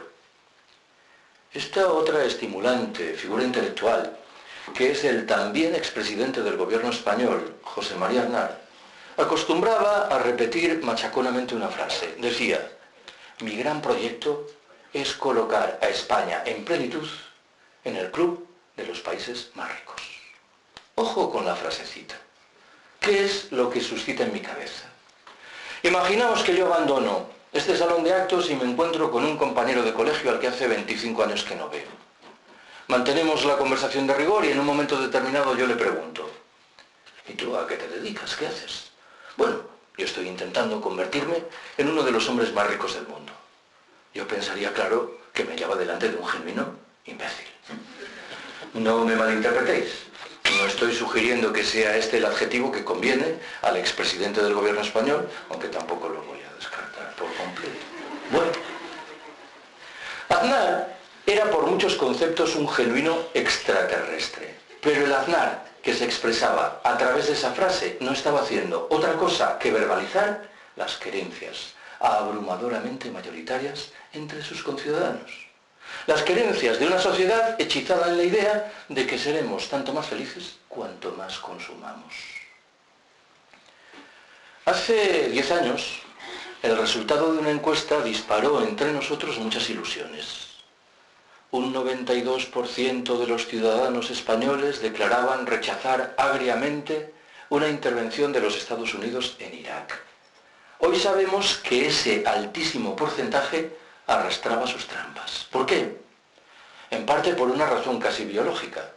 A cualquier persona bien nacida le preguntan si está a favor o en contra de una guerra y experimenta un acto reflejo encaminado a rechazarla. Pero en parte por otra razón de mayor fondo. ¿Qué hubiera ocurrido si nos hubieran preguntado si estábamos dispuestos a renunciar a una parte significativa de nuestros ingresos con la vista puesta en permitir una masiva y restitutoria transferencia de recursos camino de los países más pobres? Tengo muy claro lo que habría sucedido. La rúbrica del no sabe, no contesta, que es la manera ingeniosa de zafarse de las preguntas delicadas, hubiera experimentado un engrosamiento muy notable.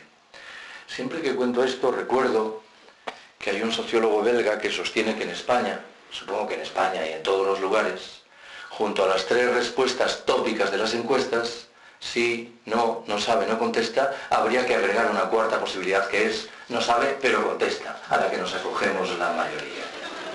El problema de la frase de Aznar es que esa misma frase resulta perfectamente imaginable en labios de su sucesor José Luis Rodríguez Zapatero. Y si alguien piensa que estoy inventando, diré que he escuchado varias veces esa misma frase en labios del expresidente del gobierno. El proyecto que hay por detrás no solo es profundamente inmoral, es también escasamente inteligente. Los críticos de la globalización capitalista manejan desde tiempo atrás un concepto que es muy gráfico, lo que llaman la sociedad del 20/80.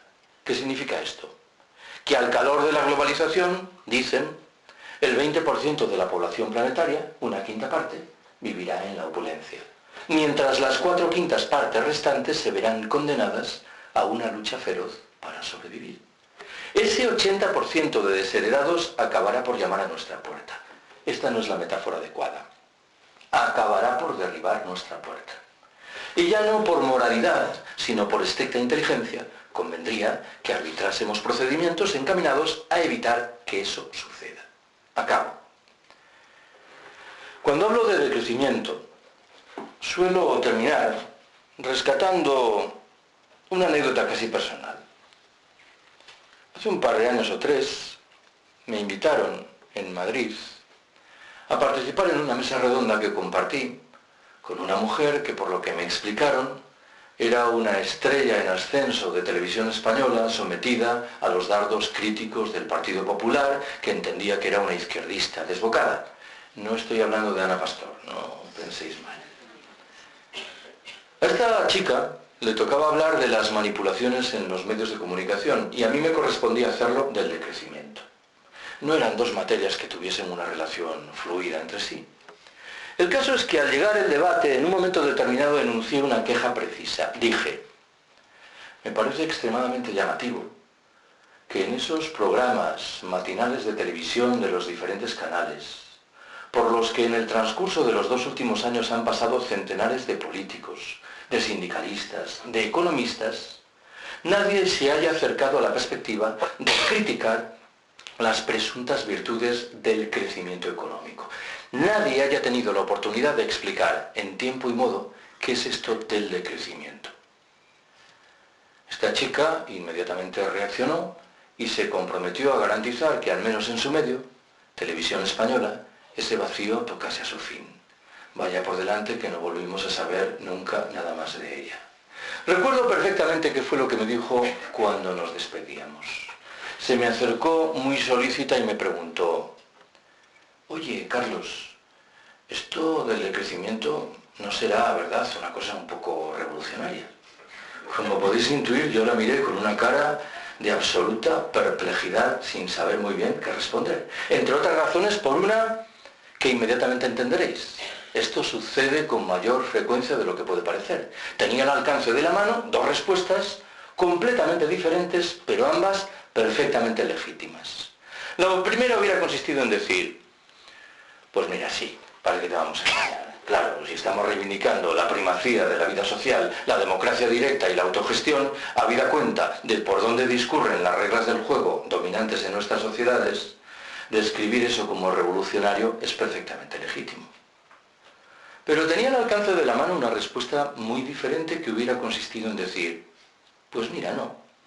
Este es un proyecto que nace en la cabeza de gentes muy tranquilas que están cada vez más preocupadas por el derrotero que la especie humana le está imprimiendo al planeta Tierra.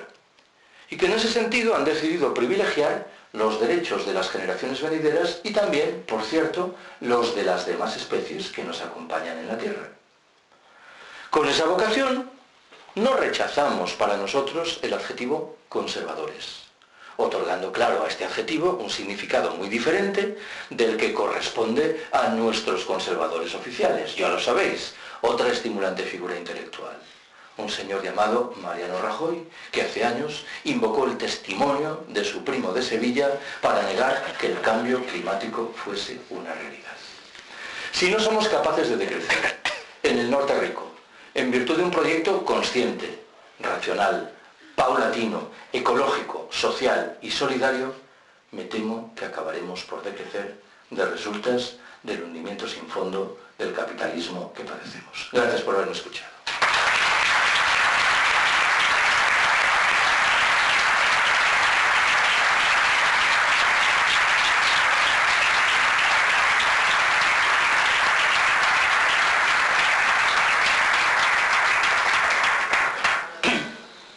Bien, vamos a empezar el turno de palabras.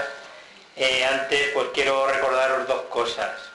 Primero, me recuerdan con toda la razón del mundo que este acto ha sido posible gracias a la Federación de Asociaciones de Vecinos de Toledo, aparte de nuestra organización Atas Castilla-La Mancha.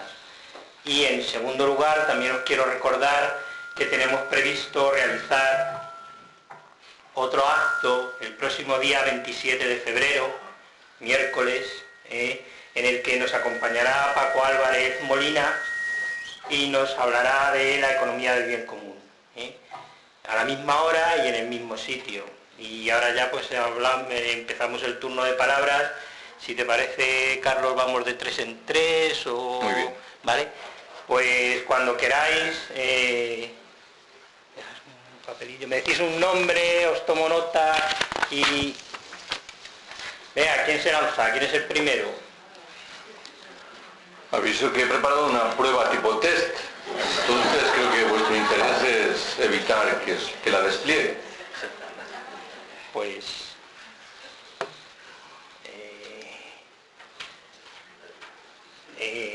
vale. Por ahí. Sí. Espera, vale. Empiezas tú si... Eso es, sí. Buenas tardes. Sí. Has comentado el ejemplo de Estados Unidos y de Cuba con el tema de la felicidad y la renta per cápita, un poco así.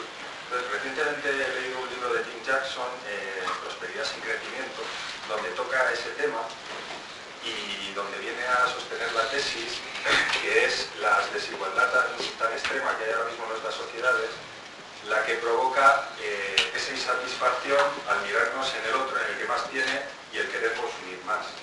Y también recientemente he estado leyendo un libro de Bertrand Russell en que, bueno, muchos años atrás las causas de la infelicidad las basaba también en la envidia y también en una sociedad capitalista de hace pues casi 100 años y lo basaba en lo mismo. Entonces la pregunta concreta es, ¿cómo podríamos apelar a las conciencias?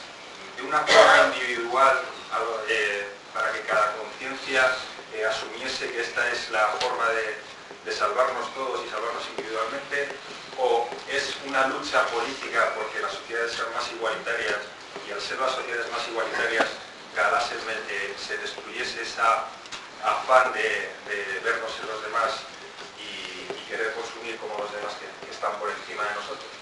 Sería la pregunta, no sé si la he contestado.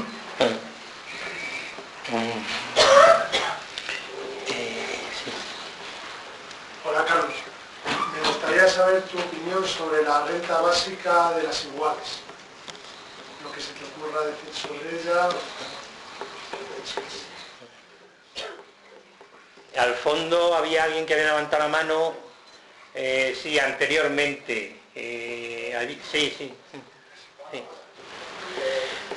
¿Qué opinas sobre las colectividades? La ocupación de tierras y colectividades.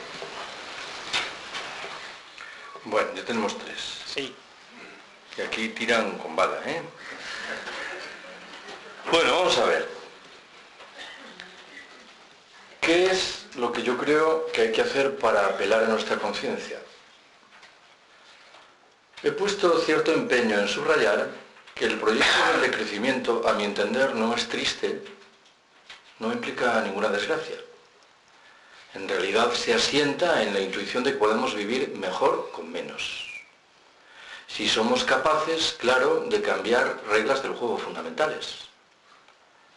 También he mencionado varias veces esa idea de que tenemos que recuperar la vida social que hemos perdido.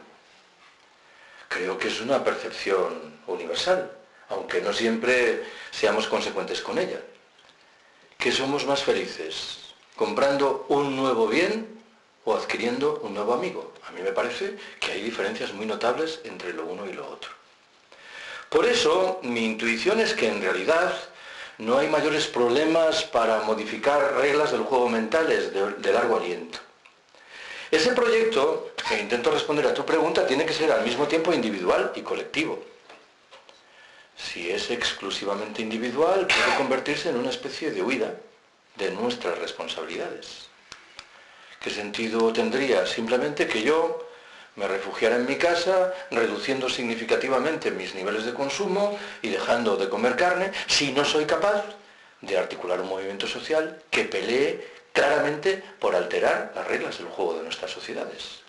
Pero digo lo mismo de la perspectiva contraria. ¿Qué sentido tendría que peleásemos por articular ese movimiento social si en nuestra vida cotidiana no fuésemos mínimamente consecuentes con lo que estamos haciendo?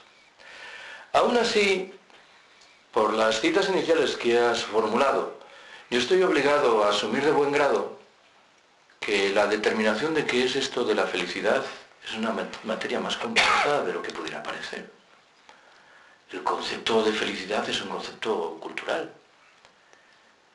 Me viene ahora a la memoria que hace unos años cayó en mis manos una estadística que afirmaba que nosotros, los habitantes de las sociedades opulentas, tenemos por término medio, cada uno de nosotros, 10.000 objetos. Y que hay muchos integrantes de tribus indias en América Latina que disponen, cada uno de ellos, de 100 objetos. Bueno, creo que salta a la vista que nosotros no somos 100 veces más felices que ellos, ¿no? Aquí hay algo que nos obliga a reflexionar sobre lo que somos antropológicamente, pero también sobre cuáles son los códigos culturales, ideológicos, publicistas y políticos que nos han sido impuestos. Segunda cuestión. Cuando me has preguntado por lo de la renta básica, permitidme que empiece con una ironía. He recordado las declaraciones del presidente de la patronal española, el señor Rosell, ayer. Dijo, la rescato para quien no las haya escuchado, que él mandaría a casa a la mayoría de los funcionarios con un subsidio, porque así se ahorraría en papel y en teléfono. Claro, tengo que ironizar diciendo que esto es una forma de renta básica. Bueno, por lo menos genera un subsidio sin trabajar. A ver, lo de la renta básica lo veo como una propuesta interesante como transición, para hacer frente, por ejemplo, a los innegables problemas que se derivarían de la aplicación de un programa de decrecimiento. Pero creo que hay algunas tramas mentales en la renta básica que merecen alguna discusión. La renta básica implica un proyecto que sigue colocando en manos ajenas la disposición de los recursos y a quién hay que entregarlos. Y yo creo, por encima de todo, en la autogestión y en la desmercantilización. Y el proyecto de la renta básica, per se, parece que es hostil a la autogestión. He dicho hace un momento, como solución de compromiso en una etapa de transición, me parece defendible. Pero como proyecto de fondo, dudo mucho que lo sea. La expropiación de tierras. Bueno, vamos a ver. Cuando hablo sobre el movimiento del 15 de mayo, normalmente subrayo que a mi entender hoy, dentro del 15M, hay dos posiciones diferentes. La primera es la de quienes piensan que el cometido fundamental del movimiento estriba en elaborar propuestas en la confianza de que serán escuchadas por nuestros gobernantes. Hay otra parte del movimiento, a la que me siento más próxima, que considera en cambio que la tarea fundamental del 15M consiste en abrir espacios de autonomía en los cuales procedamos a aplicar reglas del juego diferentes sin demandar nada de nuestros gobernantes. ¿En qué estoy pensando? En lo que suponen los grupos de consumo, las ecoaldeas en muchos lugares, el modelo de las cooperativas integrales, las fórmulas de banca ética y social que surgen en la base de la sociedad, o por dejarlo ahí, el incipiente movimiento de trabajadores que en régimen autogestionario cooperativo se hacen con la dirección de empresas que están a punto de cerrar. Creo que este viejo designio libertario de articular desde abajo la perspectiva de la autogestión, sea a través o no lo sea de la expropiación material de las tierras o de lo que fuere, es infinitamente más remunerador ahora que las perspectivas que pasan por el viejo proyecto socialdemócrata que recorre de siempre el camino de las instituciones. Lo digo de manera más precisa de la mano de un ejemplo. Yo tengo buena relación y respeto a alguno de nuestros economistas socialdemócratas de bandera. Escucho, por ejemplo, las teorizaciones de Vicens Navarro sobre la necesidad de articular una banca pública. Pero estoy obligado a preguntarme cuánto tiempo podemos permitirnos aguardar a la gestación de una banca pública. Tanto más cuanto que salta a la vista que la propuesta correspondiente tiene que pasar por el cauce de partidos, parlamentos e instituciones. Dejo de lado la posibilidad de que el banco malo sea en realidad una fórmula de banca pública, lo cual invita aún más al recelo. En ese escenario me parece que paradójicamente hoy la perspectiva de la autogestión y de la desmercantilización es infinitamente más interesante. ¿Por qué? Porque no nos obliga a demandar autorización de nadie. Es algo que podemos hacer aquí y ahora. Se ha cruzado en mis labios, cuando intentaba explicar esto, el adjetivo libertario. Bueno, cuando has formulado tu pregunta te has referido a las colectivizaciones. Y en el uso político del castellano peninsular, la palabra colectivizaciones remite inexorablemente a las que se registraron en 1936 y 1937, fundamentalmente en el campo aragonés, también, por cierto, en el de Castilla-La Mancha, y en la industria catalana. Yo creo que ese es un modelo muy interesante que convendría que estudiásemos, porque algo nos dice de nuestras posibilidades de acción en un momento tan delicado como el presente. Bueno, ya tenemos segunda tanda, te toca. Sí. Me gustaría que me explicaras un poco sobre el decrecimiento de la cantidad de basura que producimos por habitante o qué fórmulas tiene al respecto. ¿Ya? Oye, qué breve, macho. Sí. Al fondo había otra compañera que quería preguntar. Sí. Con esa referencia a la, me parece entender, el nazismo capital, estabas queriendo pensar en el Club Bilderberg, en las tesis conspiracionistas, etc. ¿Qué piensas al respecto de esa tesis de conspiracismo del Bilderberg? ¿Cómo lo perciben desde tu conocimiento? ¿Y qué grado de conspiración crees que puede haber? Esa es una pregunta.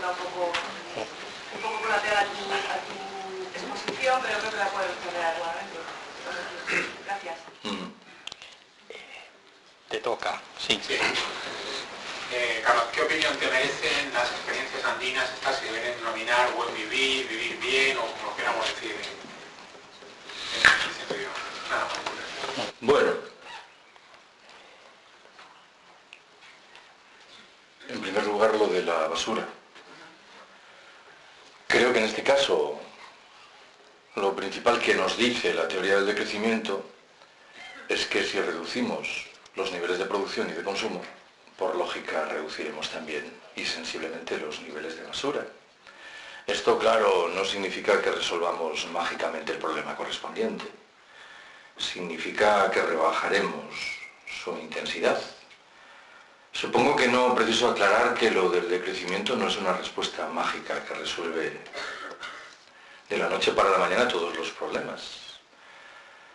Me temo, sin embargo, que en este caso hay un problema general de cultura, aun cuando en virtud de unos u otros procedimientos las autoridades parece que hayan trasladado algún tipo de conciencia sobre el problema de los residuos, qué hacemos con ellos. De todas maneras, me imagino que la conducta de nuestras autoridades lo que genera son comportamientos parcializados. Uno es moderadamente consciente de que tiene que separar la basura o de que tiene que reducirla, pero no es capaz de situar su proceso mental en uno mucho más amplio que invita a contestar el sistema como un todo. Y en ese sentido creo que lo del decrecimiento sí que es un producto que ofrece herramientas interesantes para cuestionar. Bueno, no creo que sea estrictamente preciso para justificar la tesis del darwinismo social militarizado echar mano de lo del Club Bilderberg. Pero tampoco está de más, digamos que encaja en la lógica del argumento. Quiero decir que, aunque no existiese el Club Bilderberg, parece evidente que en la trastienda de las grandes corporaciones económico-empresariales hay reuniones de gentes que toman decisiones importantes que nos afectan de manera dramática. Debo confesar, para decirlo todo, que las versiones conspiratorias me gustan poco. ¿Por qué? Por una razón muy prosaica. Yo creo que la realidad que tenemos delante es suficientemente iluminadora para no echar mano de la conspiración. Pero en cualquier caso, en modo alguno rechazo esa perspectiva. A veces las visiones conspiratorias son inevitables. No sé si en este momento debo dejarme llevar por una que alguien dirá que nada tiene de conspiratoria. El riesgo de que en España se forje en un periodo de tiempo muy breve un gobierno encabezado por un tecnócrata y apoyado por los dos grandes partidos. Ojo con esto, porque últimamente corre por ahí una visión de la conspiración que a mí me produce cierta perplejidad, que viene a decir: pobre señor Rajoy, están acusándolo de manera indómita para eliminarlo de delante. Los grandes capitales o los mercados Bilderberg. Hombre, que a estas alturas acabemos por simpatizar con Rajoy ya me parece que es un poco delicado, ¿no? Además, sabéis que hay algún tipo de figura que se convierte en candidato preclaro a asumir la dirección de ese gobierno tecnocrático. Lo que digo ahora no lo digo porque yo tenga ningún conocimiento especial, pero os invito a seguir en detalle las curiosísimas declaraciones de un señor llamado Joaquín Almunia, militante destacado del Partido Socialista, que de un tiempo a esta parte ya no es que no critique ninguna de las políticas del gobierno, es que las defiende abrasivamente. Claro, uno tiene derecho a preguntarse si no están preparando el candidato. Ahora que hablo de Almunia, y ya sé que me estoy perdiendo, me viene a la memoria que un colega me contó no hace mucho,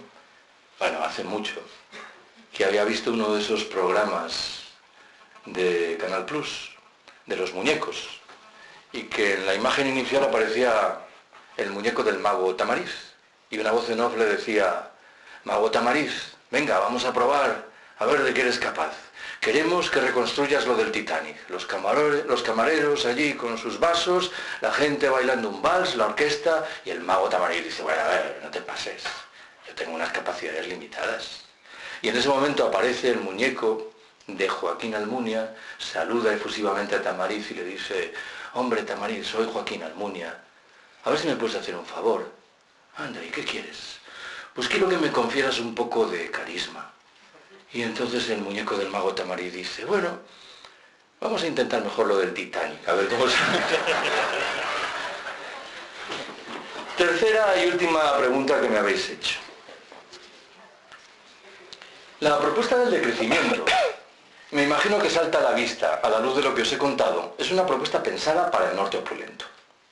No estamos diciendo que tienen que reducir sus niveles de producción y de consumo los habitantes de los países del sur. Pese a ello, hace 4 o 5 años, al principio con mucha sorpresa y luego ya adaptándome al escenario, empecé a recibir correos electrónicos de gentes de América Latina que estaban interesadas por lo del decrecimiento. De hecho, hoy hay asociaciones por el decrecimiento en países como Argentina, Brasil, Perú, Ecuador, Venezuela, Costa Rica, El Salvador, México, Puerto Rico. Claro, esto merecía una explicación. ¿Por qué una propuesta pensada para el norte opulento, sin embargo, suscita interés en el sur empobrecido? Creo que hay varias explicaciones posibles. La primera, hay varios países del sur que tienen una condición ambigua. Si nos remitimos a la vieja categorización que distingue el primer y el tercer mundo, hay países que incorporan rasgos del primer mundo y rasgos del tercer mundo. Argentina, por ejemplo. Bueno, la parte correspondiente al primer mundo nos sitúa en la clave del decrecimiento. Segundo, quien conozca las grandes megalópolis latinoamericanas, Buenos Aires, Sao Paulo, México, Distrito Federal, Caracas, se percata inmediatamente que la propuesta del decrecimiento algo tiene que decir para resolver los ingentes problemas que arrastran. Tercer dato, en algunos casos creo que era apreciable una crítica de determinadas derivas de los gobiernos de izquierda en América Latina cuando estos últimos han sucumbido de manera dramática al hechizo de proyectos desarrollistas y productivistas. El ejemplo más claro es ese proyecto dramático de construir un gasoducto que debe transferir el gas natural boliviano hasta Venezuela cruzando la Amazonia brasileña. Pero creo que al final la explicación principal es la que tú invocas. Existe una relación muy fluida entre la teoría del buen vivir, que se vincula fundamentalmente con la vida cotidiana de muchas comunidades indígenas en países como Ecuador, Perú o Paraguay, y la teoría del decrecimiento. Ramón Fernández Durán, a quien algunos con toda certeza conocisteis, murió el 10 de mayo del año 2011, 5 días antes del 15M. Y en sus 2 libros póstumos repetía machaconamente una idea que guarda una estrecha relación con esto. Decía, muchos de los desheredados del planeta, habitantes de los países del sur, se encuentran, paradójicamente, en mejor posición que nosotros para hacer frente al colapso que se avecina. ¿Por qué? Viven en pequeñas comunidades humanas. Han mantenido una vida social mucho más rica que la nuestra. Han preservado una relación mucho más fluida con el medio natural. Y en último término son, paradójicamente, mucho más independientes que nosotros. Imaginaos, y no hay que imaginar mucho, que dejan de llegar a España los suministros de petróleo. Todo esto se desmorona. Me parece que la circunstancia nos obliga a recapacitar sobre muchos de esos elementos de sabiduría popular que se vinculan con el buen vivir que se hace valer en esas comunidades indígenas que comúnmente despreciamos como primitivas o atrasadas. A ver, son las 9 menos 20, tenemos que dejar esto aproximadamente dentro de 10-12 minutos. Tenemos 3 turnos de palabra pedidos, van a ser los últimos. Os pediría, pues eso, brevedad. Yo también. Para ver si entra todo. No volveré a decir nada del mago Tamariz. El ponente y punto. Entonces, empiezas tú. Sí.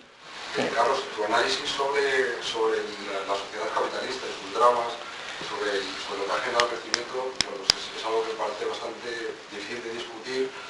También los gestos, los pequeños gestos que aludías en los cambios de nuestra praxis cotidiana, por ejemplo, el hecho de reducir el consumo de gasolina o el uso del automóvil,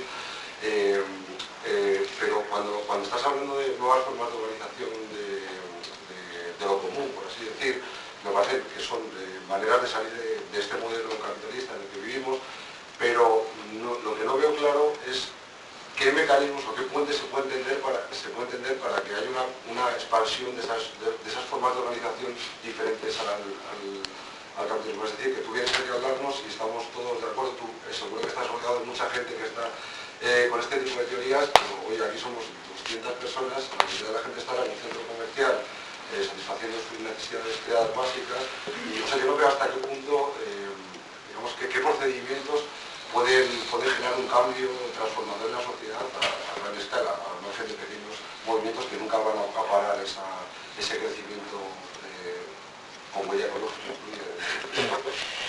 Por allí por el medio había otra persona que quería así. Una cosita, según tu criterio, cuando has hablado de que los estados fascistas nacieron a raíz de las crisis, ¿crees que en qué punto nos encontramos en este momento? ¿El camino que estamos llevando socialmente está apuntando en esa dirección?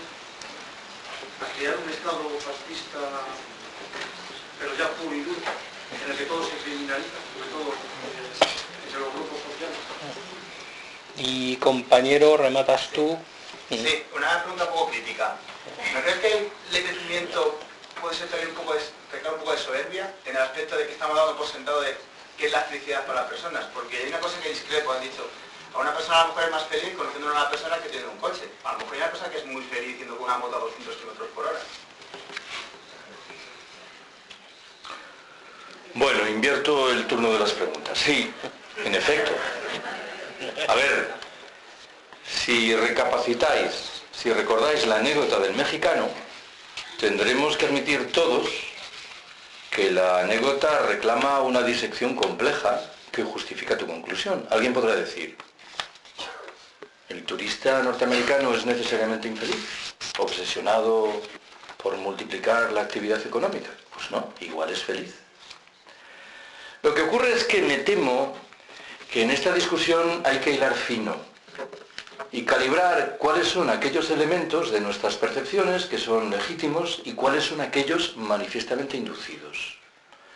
Recuerdo que hace unos meses, en un curso de verano, tuve una agria discusión con un catedrático de Hacienda de la Universidad de Barcelona, de adscripción ideológica obscenamente neoliberal. Y la discusión nacía de su afirmación de que había que respetar el derecho inalienable de un habitante de una favela de Sao Paulo a comprarse una televisión de plasma a una costa de no alimentar a sus hijos o de no llevarlos al colegio. El ejemplo estaba bien puesto.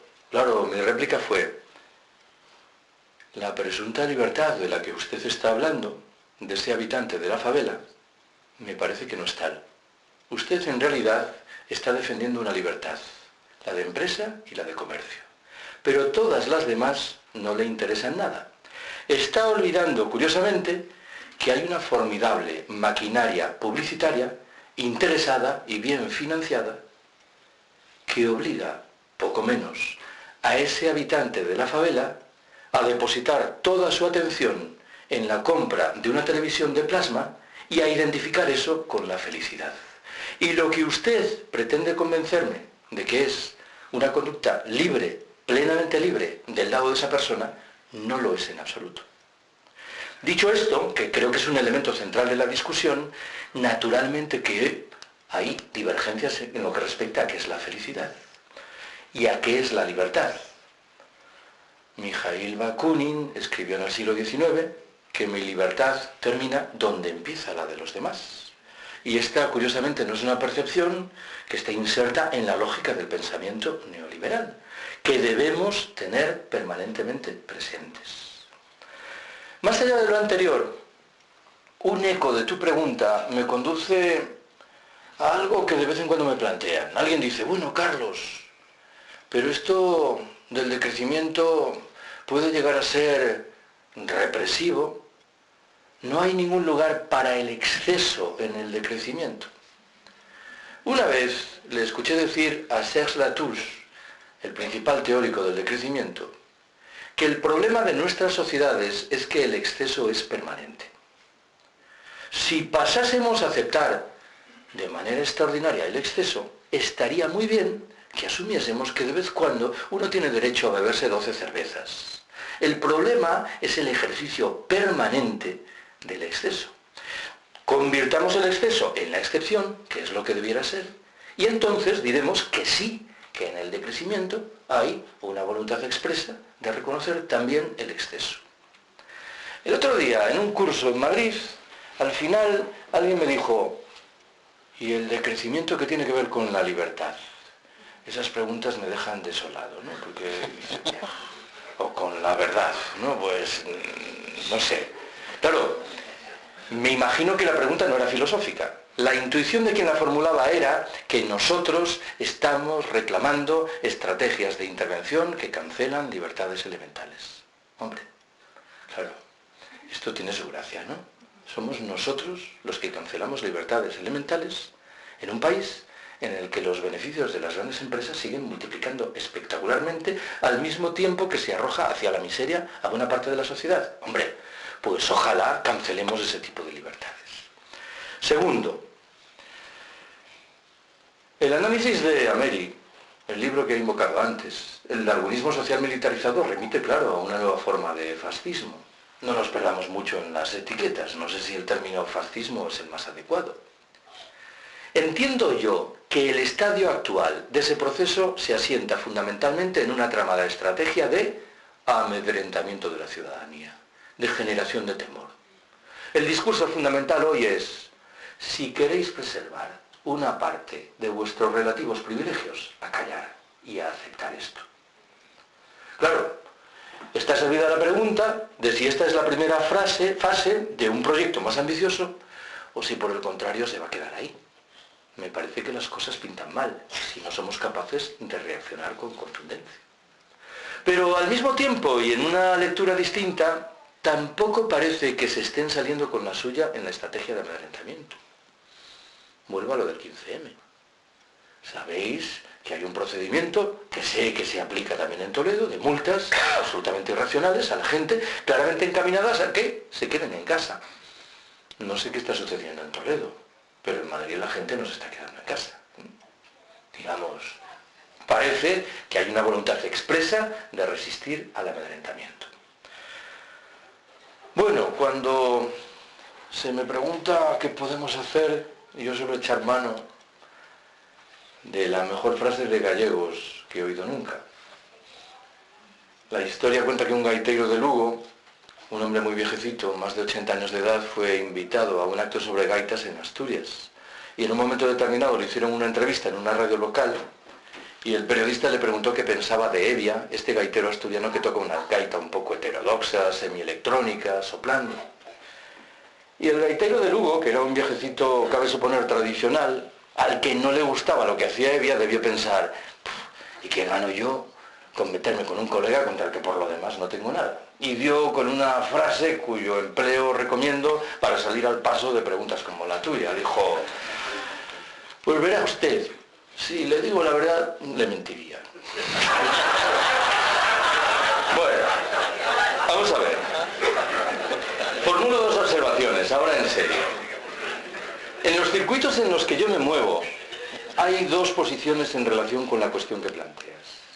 La primera es cruda y sobriamente realista. Dice, no nos queda más remedio que aguardar a que llegue el momento del colapso. ¿Por qué? Porque será la única manera de que la mayoría abrumadora de nuestros conciudadanos se percaten de lo que tienen que hacer.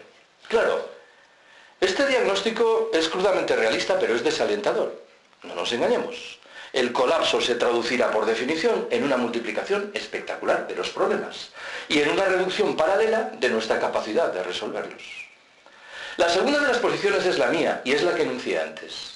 Es una posición voluntarista, en el sentido de que disfruta de un apoyo social limitado, como planteas en tu pregunta.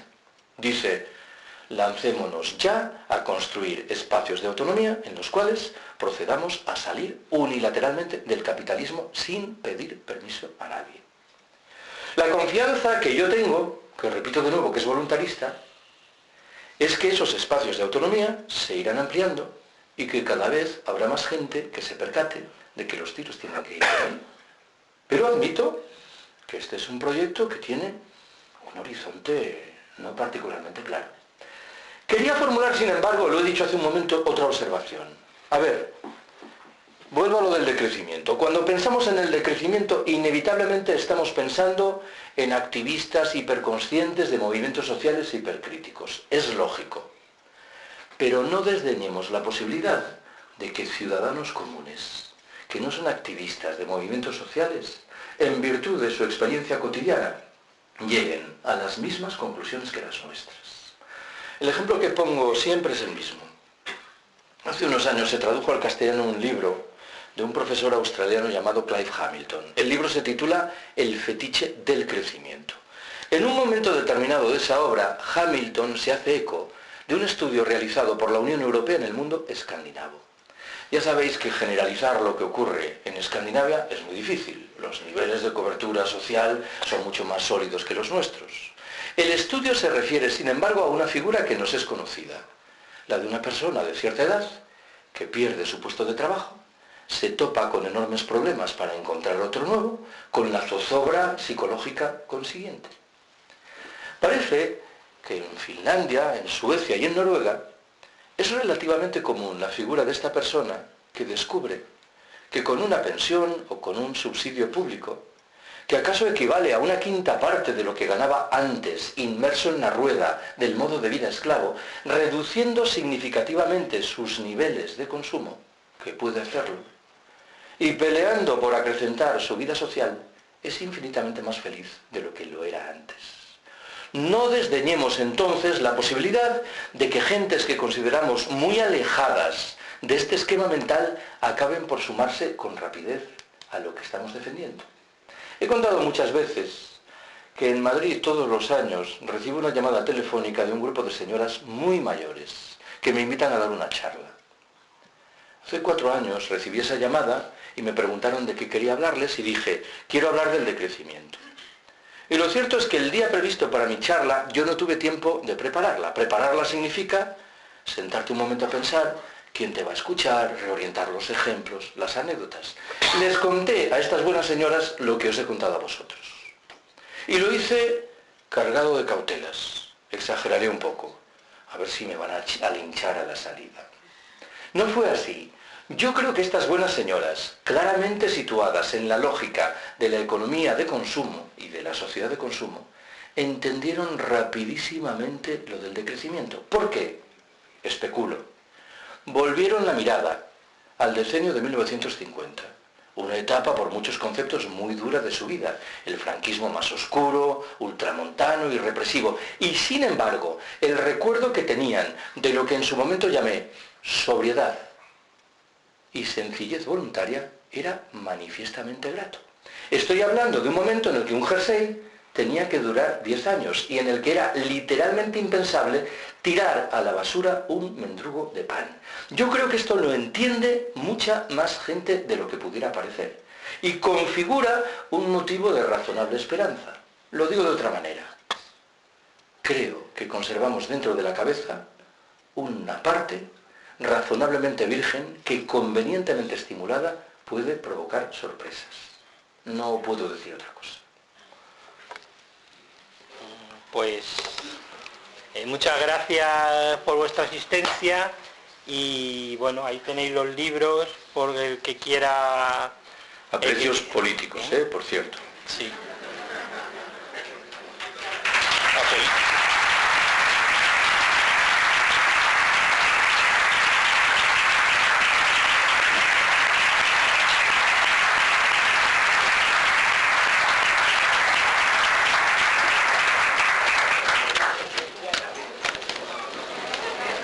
Bueno, pues tarea cumplida.